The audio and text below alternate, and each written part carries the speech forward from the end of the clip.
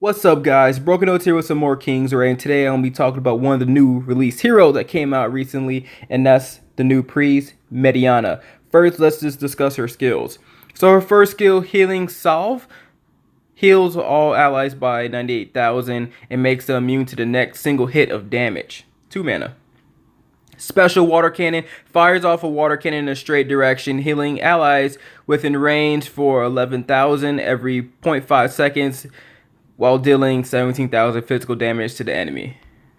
Strengthening Potion injects the ally with the highest attack with a Strengthening Potion, increasing their attack by 20% plus 14,000 of Mediana's attack, and keeping their HP from falling below 5%. And her passive, increase all ally attacks by 2,000 and physical crit resistance by 20%.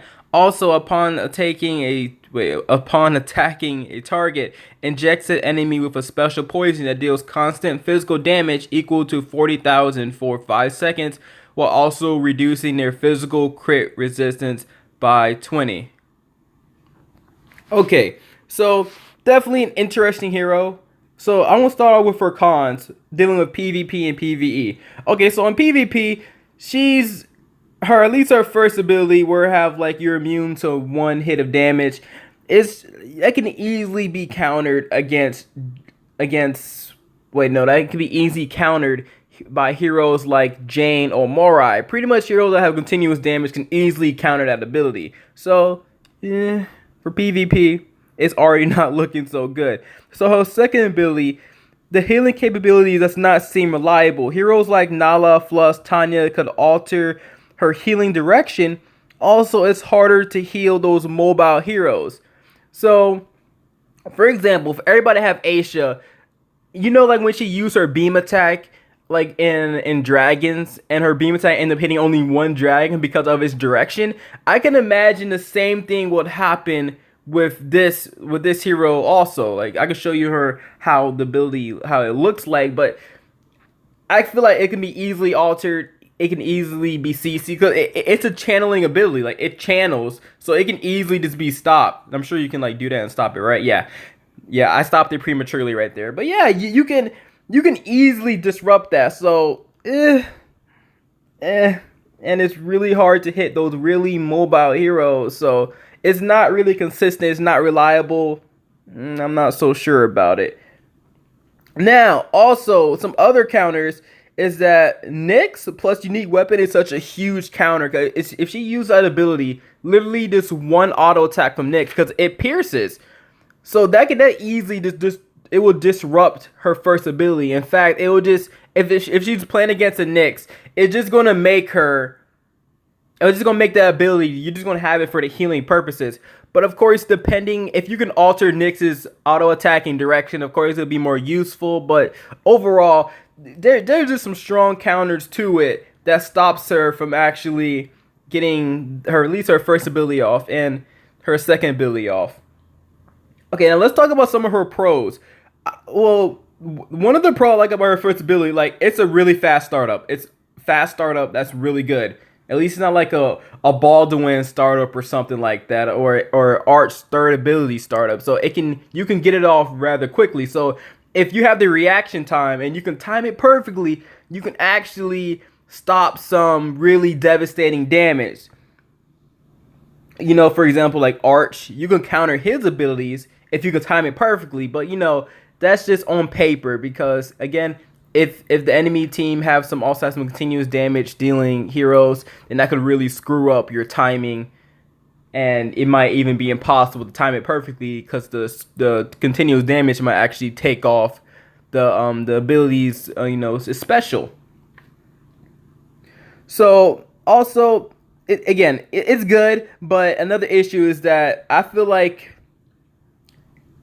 Frey can just do her job better. I know I'm talking about cons, but pros, but that's another con I forgot. I just feel like Frey's shield can also just do her job better. Her shield, especially with the transcendent, the 40% it's the buff of the shield strength. It is more reliable. It's more reliable.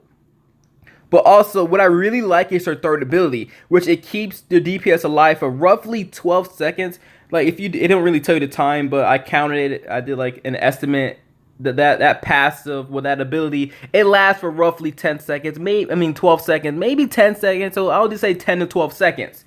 So I like that ability. If it doesn't get cleansed off, that's really good because it's that ability, at least that's reliable because you can easily keep your carry alive. Your whoever is your highest DPS on the team with the most attack, you can keep them alive quite easily with that ability, which I really like it. So also her passive. Her passive is excellent against bosses. You got to pair her up with physical teams. If you pair her with physical teams, definitely that you can see her shining more. Also, her passive is really good against the world boss, the King Geodude. Is really good against him. So definitely she does have her use. And I feel like for PvE, since the enemies are more predictable, she shines more in PvE, especially with the world boss. You know, with the Geodude when he's about to do his slam or some of his other, or even a basic attack. You can time it perfectly to pretty much just negate all that damage. As long as those falling rocks doesn't hit one of your allies, then you can easily just time it perfectly. It's just quite simple. You can just time it perfectly and you can negate all that damage, which makes her really good. But my opinion on her, I think she's meh. Overall, I think she's pretty meh. I feel like Frey could just do her job better. She does have her third ability, which is really good, really good. But I feel like overall, at least for a supportive standpoint, I feel like Frey can just do her job better. But you know, all this is my opinion. I feel like they might discover some OP comp with her in it, but the standalone, she feels pretty meh. But I feel like the combo that you can use, Claws plus, Mediana, well, you probably can stop like King Geodude's his damage, like his crit rate, and obviously you can stop his physical damage with Claw. I feel like with that combo together, that's gonna be really useful. But of course, you just have to fit her in. I'm sure everybody should already have like a comp, but you just have to try to fit her in there somehow. But overall, she's meh. She's not hot garbage. She's not awesome. She's meh. She have her uses. I love her third ability. Her third ability is pretty cool. As long as it doesn't get cleansed off, her third ability would be really good for PvE. For PvP. But also, what's also kind of bad about her third ability is that it doesn't stop CC. So even though the hero can't die, their HP won't fall below 5% HP, they will get CC because it doesn't state it in the ability itself. All she does is keep them from going under 5% HP. Again, cool ability. I still feel like Frey is just more reliable. Her shield is so good. Her shield will protect you from anything. Rodina's third, I heard someone in chat that said that it can even protect you from Arch's third ability. That's how strong it is. It's just really strong. Well, guys, that's my review. I'll give her a meh. She's okay. She's decent. She'll have her uses. PvE, I feel like she shines more where the enemies are more predictable and you can time it a lot better.